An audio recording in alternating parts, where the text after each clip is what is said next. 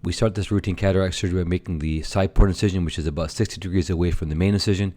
This is at least a 1 millimeter long incision pointing toward the center of the capsule, and then using a dispersive viscoelastic placed first under the corneal endothelium, about half the anterior chamber filled, followed by a cohesive viscoelastic in a soft shell manner here to fill the central anterior chamber on top of the anterior capsule. We then make a limbal incision here, starting at the limbus, using a diamond keratome. This is 2.2 millimeters wide, made exactly temporal here. And then using a sharp-tipped cross-action utrata that fit nicely through that 2.2 millimeter incision, we make a scratch incision to open the capsule, and then use the utrata forceps to start the capsular rhexis.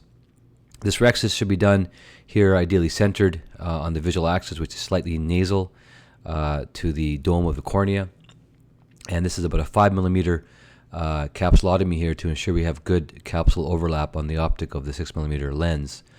By folding the capsule over using a shearing technique, this helps to perform a nice circular round edge, and multiple grabs here allow us to control that flap in performing the continuous rhexis. I like using a Chang cannula here, which is used for the hydrodissection. And basically, once we get a fluid wave posteriorly, I then place the cannula, as you can see here, 360 degrees around under the anterior capsule to stir up the cortex to help mobilize for cortical removal. In many cases of relatively softer lenses, I like to do a hydrodelineation, which is placing the tip of this cannula here in the mid-periphery and injecting BSS to get that golden ring sign as you see here. Rotation is optional of the lens during the hydrodissection.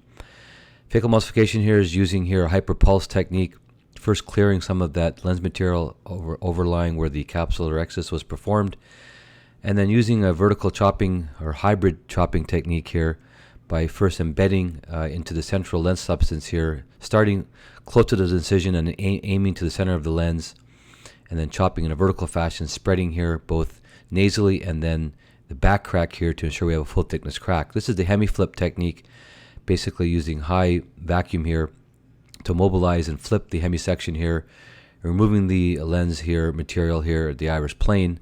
And this works very well and efficiently for soft to medium density lenses here. The second hemisection is then rotated into position. The phaco tip is used then to embed and lollipop the heminucleus, which is then emulsified again at the iris plane. The chopper does help to carousel and keep the nucleus at the phaco tip. The epinucleus is then flipped. This is typically without any phaco emulsification, and the second instrument can help to flip that epinuclear shell, which often comes out in one or two segments as we see here. And again, this is very soft material, simply just to aspirate to remove the epinucleus. Often before coming under the eye, I like to keep the anterior chamber formed by injecting some BSS prior to the removal of the handpieces, which are removed from the eye in position 0 to avoid iris prolapse. And then the eye handpiece here, using the polymer tip, is used to remove the cortex, and typically starting toward the subincisional area.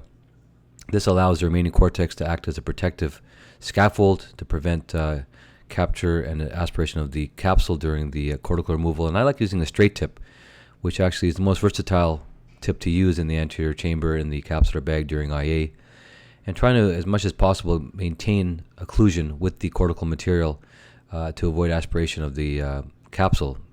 We then will do some slight polishing on the posterior capsule. This is the remaining lens material on the posterior capsule, very gently aspirating and using mechanical sweeping motions to clear that. The viscoelastic is injected into the eye prior to removal of the handpiece to keep the chamber formed. And then using a wound-assisted technique here, we will inject a single-piece hydrophobic lens into the capsular bag and essentially use a cannula to place both handpieces in the capsular bag to ensure it's well positioned. Finally, the eye handpiece is again used to remove the viscoelastic, a bit of rock and roll technique to get the OVD out from the capsular bag, typically not going behind the lens unless it's a toric lens, and essentially ensuring that we get most of that viscoelastic out using high aspiration and vacuum.